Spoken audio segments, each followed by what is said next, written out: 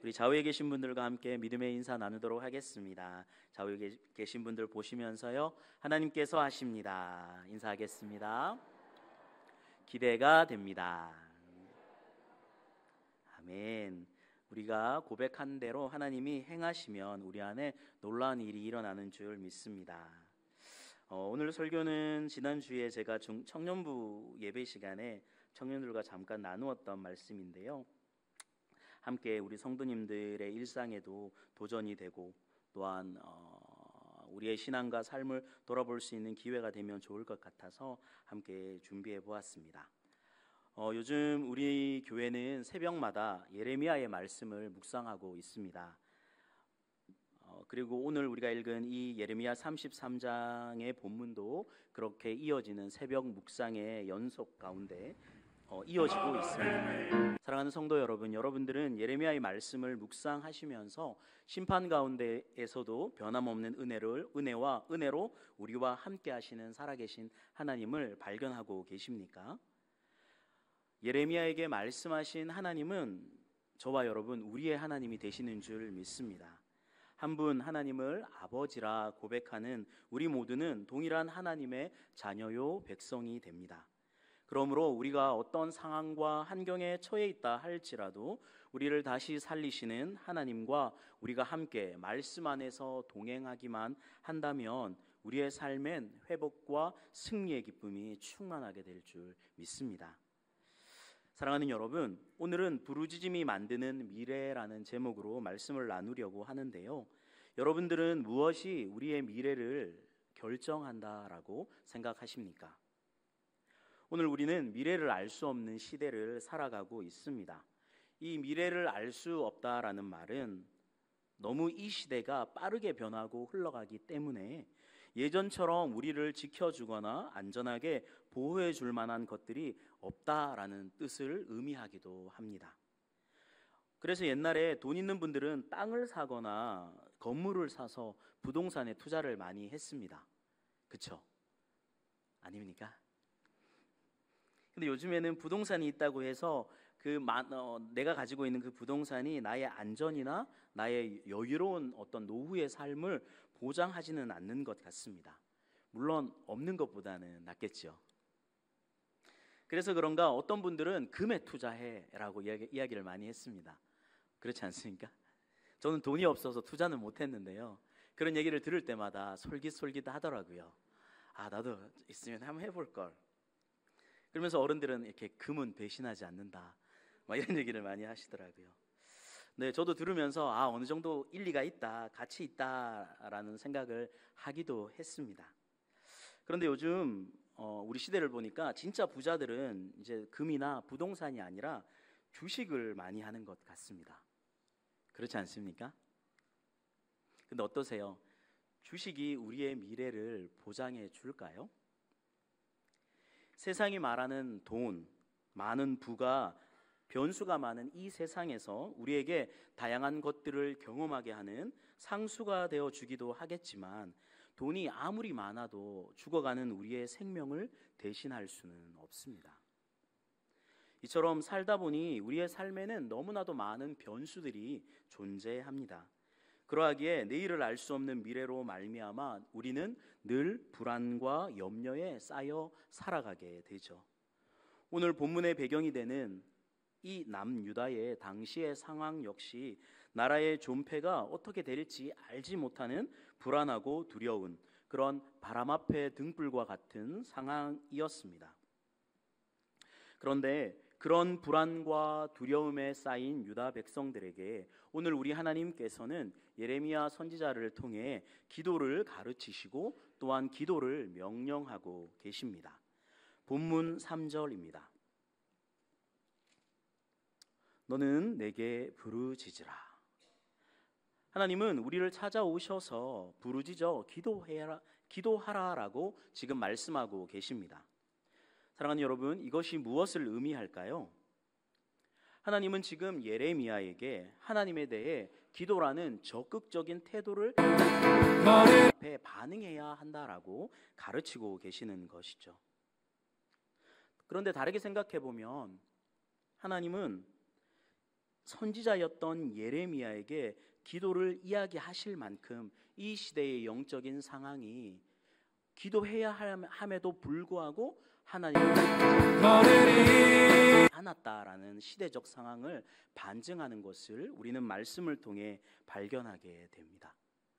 답답하고 문제가 생겨나면 먼저 하나님 앞에 엎드려 기도하여 그 문제를 풀어주시기를, 또한 이 어려움과 답답함 가운데 하나님 길을 열어주시기를 구하는 것, 그것이 그리스도인이고 하나님의 자녀와 백성이 가져야 할 자세요. 어떤 의미에서는 특권임에도 불구하고 나라의 존폐, 자신들의 어떤 생존의 여부가 달려있는 급박한 상황 속에서도 남유다의 백성들은 기도하지 않았고 하나님을 찾지 않았던 것이죠.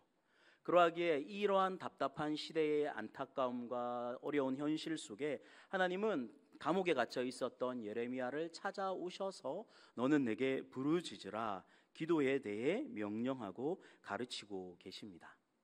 그런데 우리에게 말씀하시는 너는 내게 부르짖으라 라고 말씀하시는 하나님의 이 말씀은 우리가 기도에 대해 가져야 할 자세와 태도를 가르쳐 주고 있습니다.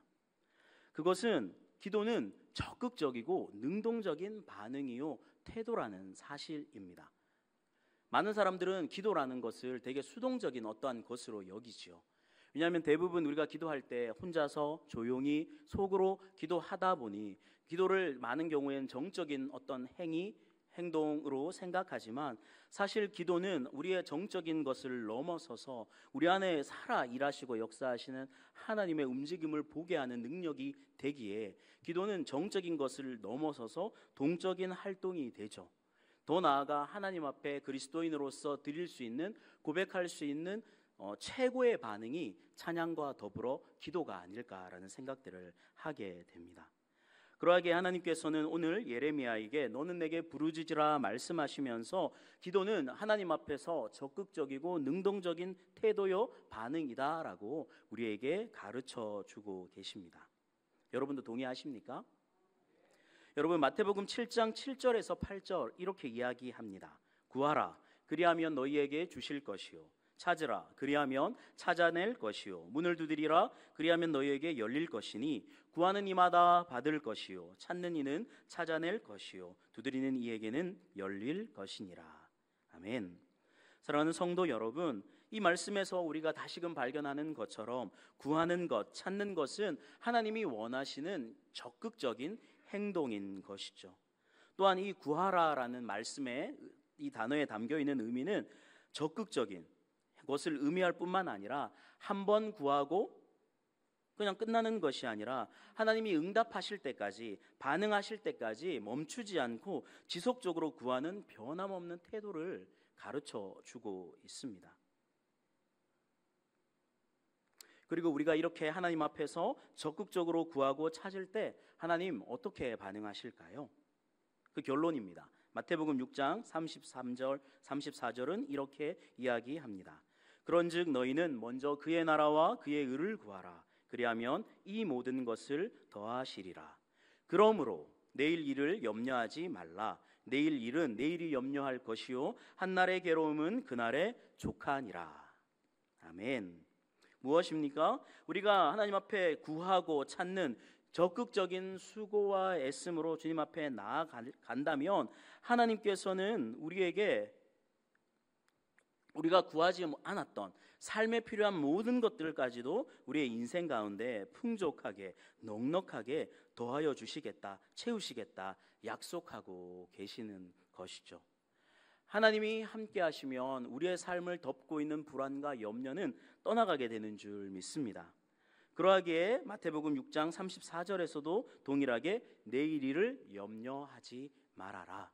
이것은 믿지 않는 자들의, 믿음 없는 자들의 모습이다라고 우리에게 이야기하시면서 하나님을 찾고 구하는 기도 가운데 하나님을 의지함으로 나아갈 때 하나님이 우리와 함께 동행하시겠다 약속하고 계시는 것이죠. 그렇다면 사랑하는 성도 여러분, 우리의 삶에는 하나님이 원하시는 이런 적극성이 있습니까? 이런 기도의 모습, 기도의 습관, 기도의 태도가 나의 삶에 있는지 우리가 오늘 이 시간 돌아볼 수 있기를 원합니다. 바라기는 저와 여러분의 삶이 성경에 기록된 값진 진주를 구했던 상인처럼, 또한 밭에 감추인 보화를 찾아다녔던 사람들처럼 우리에게 약속하신 하늘의 귀한 것들을 얻기 위해 적극적으로 애쓰는 인생이 될 수 있기를 소망합니다. 그러한다면 천국은 진노하는 자들의 것이다 라고 말씀하셨던 예수님처럼 우리는 그렇게 적극적으로 하나님의 약속의 말씀을 붙들고 순종의 발걸음을 내어디딜 수 있는 줄 믿습니다. 바라기는 오늘 이 오후 예배에 나와 함께 예배 드리시는 사랑하는 우리 모든 성도님들 한 분 한 분이 가만히 자리에 앉아 있지 않고 마치 축구 선수가 골대를 향해 적극적으로 저돌적으로 달려가는 것처럼 이 기도라는 행위를 통해 하나님의 마음을 감화시킬 수 있는 은혜가 우리 안에 가득하기를 소망합니다. 그런데 문제가 있습니다. 그 문제가 무엇일까요? 문제는 기도가 생각처럼 쉽지 않다는 것입니다. 또 생각처럼 기도가 잘 안 된다는 것이죠.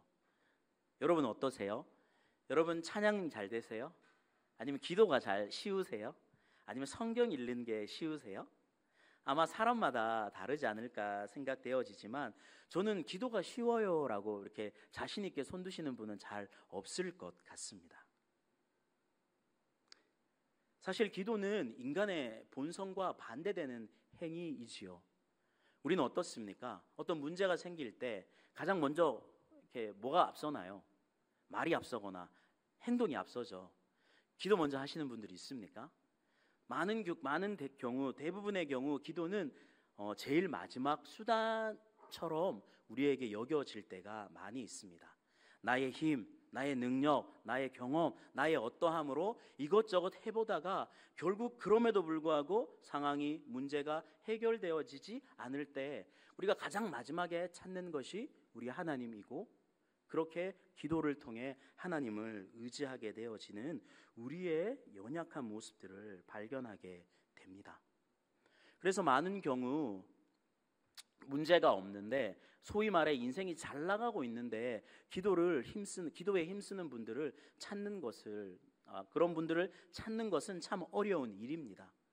그렇지 않습니까? 저와 여러분 언제 기도하십니까? 문제가 있을 때, 내 힘과 능력으로 해결되어지지 않는 답답한 상황과 환경이 정말 거대한 산과 같이 내 앞을 가로막고 있을 때 우리 그제서야 주님 앞에 나와 기도하지 않나요? 그러하기에 이 기도는 인간의 본성을 거스르는, 어떤 의미에서는 내가 죽지 않으면, 내가 꺾이지 않으면 사실은 주님 앞에 자발적으로 나와 무릎 꿇고 기도하는 인생은 없는 것 같습니다. 또한 특별히 기도했지만 오랫동안 절망적이고 쉽게 변하지 않는 답답한 상황 가운데, 그래서 웅크리고 있을 수밖에 없었던 그런 분들이 계신다면 그분들에게 있어서 기도는 더더욱 힘들고 어려운 일이 될 것이라 생각됩니다.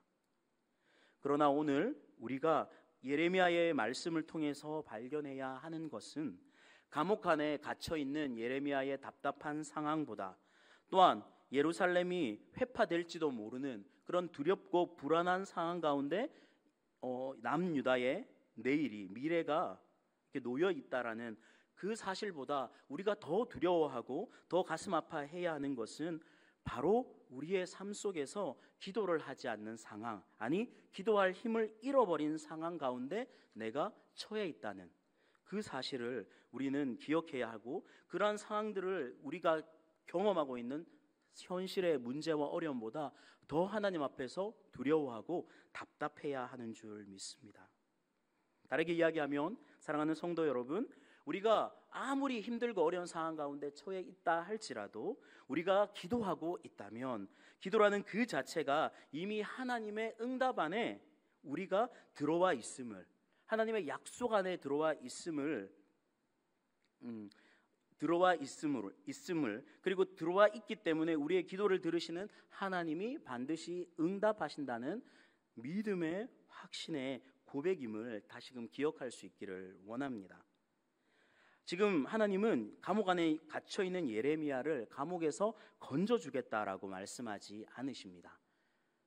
감옥 안에 갇혀 있는 죄수에게 있어 가장 필요한 구원은 그를 자유케 하는 것일 것입니다. 그러나 오늘 예레미야는 감옥 안에 갇혀 있지만 그런 예레미야를 찾아오셔서 하나님은 기도해라라고 이야기하십니다. 내가 너를 건져줄게, 자유케 해줄게 라고 이야기하지 않으신다는 것이죠. 결국 이것이 무엇을 의미하겠습니까? 하나님의 백성에게 있어 신체의 어떤 가침이나 묶임보다 더 중요한 것은 하나님과의 영적인 교제와 소통이 끊어지는 것. 그래서 말씀하시는 하나님의 음성이 나에게 들려지지 않고 그 말씀을 따라 순종함으로 반응하지 않는 그런 하나님으로부터 멀어진 우리의 삶이 우리가 처한 답답한 현실보다 하나님의 자녀와 백성된 그리스도인에게 더 크고 중요한 문제라는 사실을 예레미야를 통해 우리에게 가르쳐 주고 계십니다. 여러분은 어떻습니까? 여러분은 여러분이 처한 상황과 환경을 넘어서 지금 문제보다 크신 하나님을 의지하면서 기도하고 계십니까? 그 하나님을 바라보고 계십니까? 반드시 하나님의 때에 하나님의 시간에 응답하실 것을 확신하면서 여러분의 기도를 멈추지 않고 주님 앞에 또 주님께로 나아가고 계십니까? 여러분, 예레미야의 직업이 무엇입니까? 직업이 뭐죠? 너무 직업이라고 얘기해서 좀 그런가요? 선지자, 맞죠? 네, 좀 표현이 좀 약간 저속한 것 같지만 엄밀히 따지면 예레미야의 직업은 선지자였습니다. 맞죠? 그런데 오늘 본문을 보면 선지자라고 기도하는 것이 아님을 우리는 알게 됩니다. 아마 예레미야도 감옥에 갇혀 있었기에 그가 처한 답답한 현실 속에 아마 지치고 낭망했을 것입니다. 그래서 잠깐 하나님 앞에 엎드려 기도하는 그 수고와 애씀을 놓쳐버렸던 것 같습니다. 그러하기에 그런 예레미야에게, 직업이 선지자인 예레미야에게 오셔서 다시금 그를 깨우치실 뿐만 아니라 그의 일어남과 깨우침을 통해 그의 입을 통해 듣게 되어질, 하나님의 말씀을 듣게 되어질 이스라엘 백성들을 깨우고 다시 새롭게 하기 원하시는 하나님의 안타까운 마음이 우리에게 들려옵니다. 부끄럽지만 여러분, 목사라고 기도하는 것이 아닙니다. 장로님이라고 기도하는 게 아니더라고요. 권사님이라고 기도하는 게 아닙니다.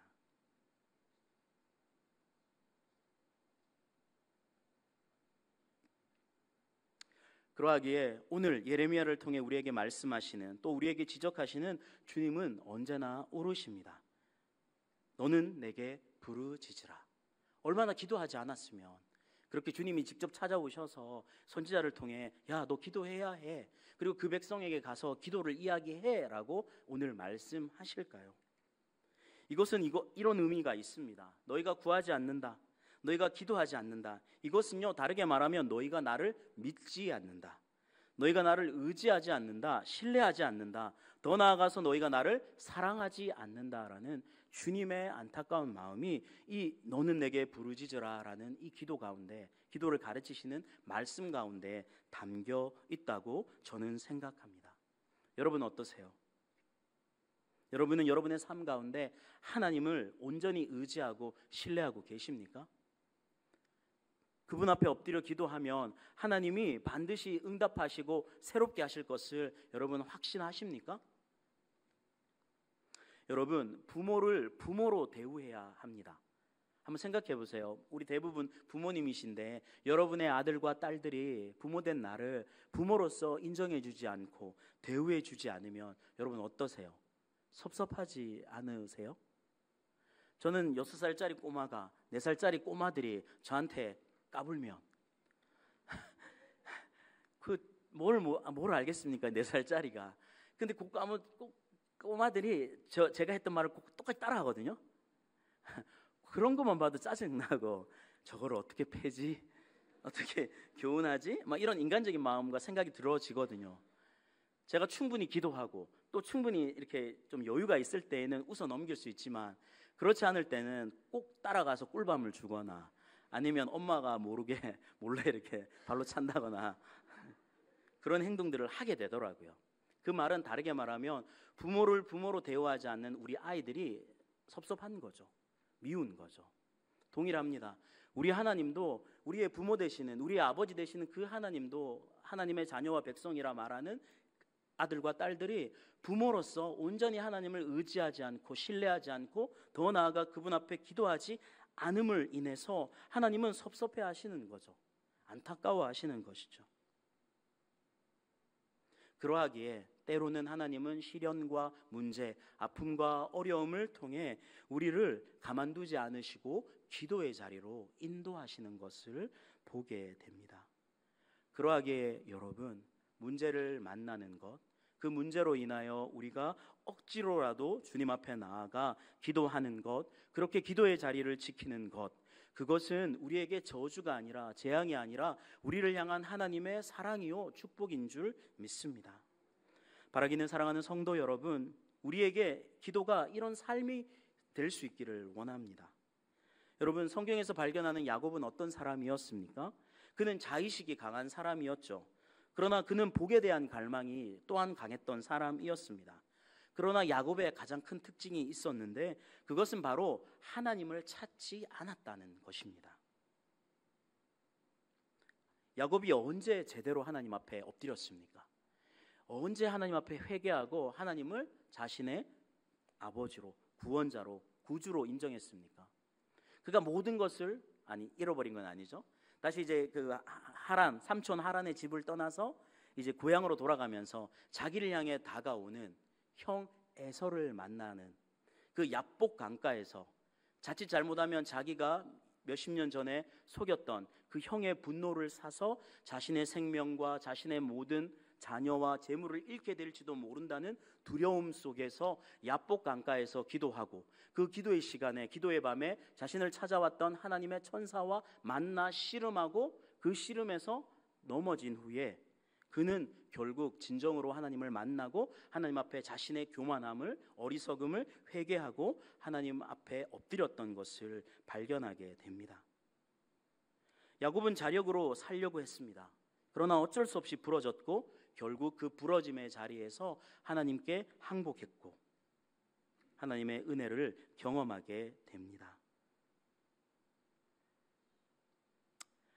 그렇게 하나님의 천사와 씨름했던 야복 강가, 그 순간까지 야곱은 자기 힘으로 살려고 했고 그 세월은 돌고 돌아 허송 세월을 낭비하게 되는 것이죠. 그렇게 자기보다 더 힘센 사람을 만나면 힘으로 싸워서 빼앗았고, 그러다 자신이 도저히 감당할 수 없는, 넘어설 수 없는 크고 위대하신 하나님을 만나게 되고 하나님의 그 은혜로 구원을 경험하게 됩니다. 이처럼 하나님을 떠난 인간은 자신의 에너지를 쏟아가며 고생할 뿐 하나님 앞에 나아가 엎드려 기도하지 않습니다. 그러하기에 기도는 우리에게도 동일하게 익숙하지 않은 행위가 됩니다. 또한 기도하지만 조금만 우리의 형편이 풀리면 우리는 쉽게 기도를 놓아버립니다.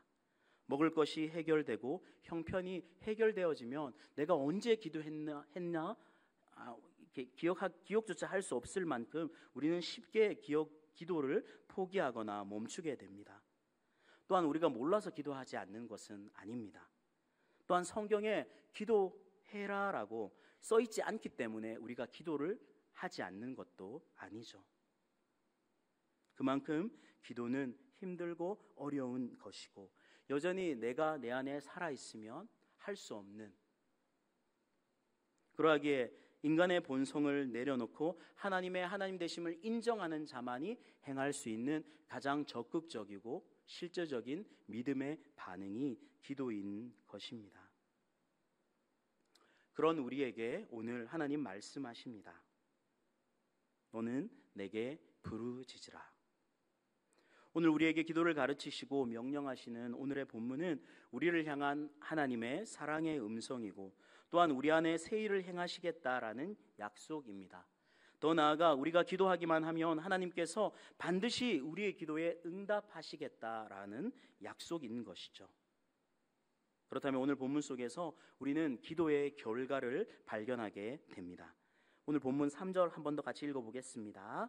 시작. 너는 내게 부르짖으라. 내가 내게 응답하겠고 내가 알지 못하는 크고 은밀한 일을 내게 보이리라. 아멘.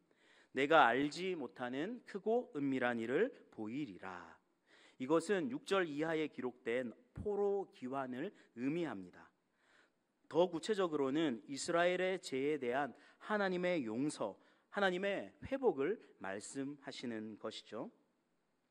더 나아가서 하나님은 여기서 멈추지 않으시고 7절 하반절에 기록된 것처럼 그 백성을 처음처럼 회복시켜 주시겠다라고 약속하고 있습니다. 여기서 처음처럼 회복시켜 주신다는 것은 창세기 1장에 기록된 것처럼 마치 천지를 창조하셨던 것처럼 그 백성을 새롭게 만들어 주겠다, 새롭게 창조하시겠다라는 약속이 담겨 있습니다. 사랑하는 성도 여러분, 이스라엘이 처한 지금의 현실 속에서 하나님이 그들에게 주신 이 약속은 사실 인간으로서는 감히 상상할 수도 없는, 생각할 수도 없는 어려운 것들이었습니다. 그러하기에 하나님이 행하시는 크고 은밀한 일은 우리 인간이 상상하기 어려운 것들이죠. 다르게 말하면 우리의 생각을 넘어서는 초월하는 것들이라는 것을 우리는 성경을 통해 발견하게 됩니다. 그러나 분명한 것은 우리가 기도한다면 우리가 상상하지도 못했던 것들, 우리가 알지 못했던 것들, 우리가 생각하지 못했던 것들을 하나님께서는 기도하는 자들에게 반드시 허락하신다라는 것을 의미합니다. 그러므로 사랑하는 성도 여러분, 크고 은밀한 일을 보이시리라. 하나님의 약속은 우리의 수준, 우리의 상식을 넘어서는 것임을 우리가 겸손히 인정할 수 있기를 원합니다. 더하여서 그렇게 크고 놀라운 일들을 행하실 그 하나님을 기대하면서 오늘 우리의 무릎을, 우리의 삶의 시간을 주님 앞에 내어 드리면서 기도의 자리로, 기도의 은혜로 함께 나아갈 수 있기를 원합니다. 그렇게 기도하면 하나님은 9절에서 또한 다음과 같이 약속하십니다. 이 성읍이 세계 열방 앞에서 나의 기쁨이 될 것이며 찬송과 영광이 될 것이다. 아멘. 바벨론에 의해 곧 멸망당해 없어질 너무나도 작고 연약한 유다 땅, 유다 백성들이지만 그 백성들을 하나님은 세계 열방 앞에서 나의 기쁨이라, 나의 찬송과 영광이 될 것이다 라고 축복하고 계시는 것이죠. 또한 이 약속은 시편 2편 8절에서도 이렇게 이어집니다. 내게 구하라. 내가 이방 나라를 내 유업으로 주리니 내 소유가 땅 끝까지 이르리로다. 아멘. 그러므로 사랑하는 성도 여러분, 무엇이 저와 여러분의 미래를 결정하겠습니까? 세상은 돈이라 이야기하고 세상은 자신의 경험과 아니면 자신이 가진 능력이 당신의 미래를 결정한다라고 쉽게 이야기하지만 오늘 본문을 통해 우리가 분명하게 발견하게 되어지는 것은 우리의 미래를 결정하는 것은 우리의 기도를 들으시는 하나님이시고 그 주님 앞에 드려지는 우리의 겸손한 기도요 고백인 줄 믿습니다. 오늘 하나님은 우리에게 찾아오셔서 너는 내게 부르짖으라 명령하시고 약속하십니다. 그분은 어떤 분이십니까? 그분은 2절에 기록된 것처럼 일을 행하시는 여호와이십니다. 그리고 그것을 만들어 성취하시는 여호와 하나님 되십니다. 그러므로 인간의 상식, 인간의 경험, 지식과 수준으로는 감히 상상할 수도 없을 정도로 크신 하나님, 그 크고 위대하신 하나님이 우리의 기도에 응답하기를 기다리시고 기뻐하시는 줄 믿습니다. 말씀을 정리하겠습니다. 사랑하는 성도 여러분,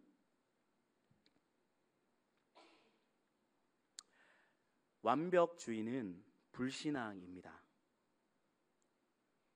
물론 완벽한 인간은 그 어디에도 존재하지 않지만 우리 인간은 하나님 앞에서조차 흠없고 부족함 없는 인간의 모습으로 나의 의를 자랑하려 애쓸 때가 많이 있습니다. 그리고 그것을 믿음이라고 이야기할 때가 많이 있죠. 하나님은 완전한 사람을 찾는 것이 아니라 연약함과 부족함을 넘어 하나님이 일하실 수 있도록 하나님의 은혜 앞에 엎드리는 겸손한 사람을 찾으시고 그들을 통해 또한 그들의 기도를 통해 하늘의 뜻을 이 땅 가운데 이루어 가시는 줄 믿습니다. 그러하기에 나의 어떠함을 내려놓고 나의 연약함과 부족함을 주님 앞에 고백하고 아뢰면서 나의 기도를 기뻐하시는 또한 나의 기도를 통해 일하기 원하시는 하나님을 신뢰하며 우리는 기도의 자리로 나아가야 하는 줄 믿습니다. 우리가 기도할 때 하나님이 일하십니다. 믿으십니까? 이것은 우리를 향한 하나님의 플러스 알파입니다.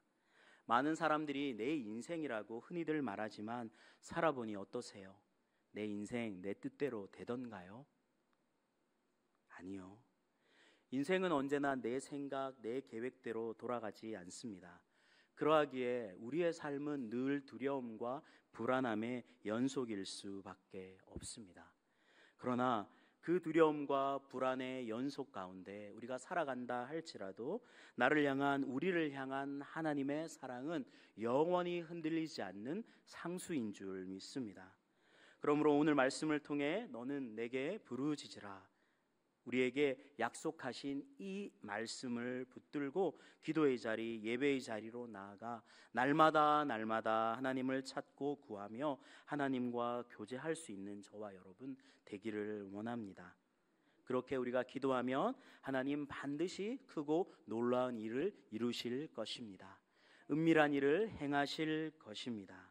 그런 하나님이 이루실 놀라운 구원과 회복, 승리를 누리고 맛보는 복된 서창 제1의 성도님들 되시기를 이 시간 주님의 이름으로 축원드립니다.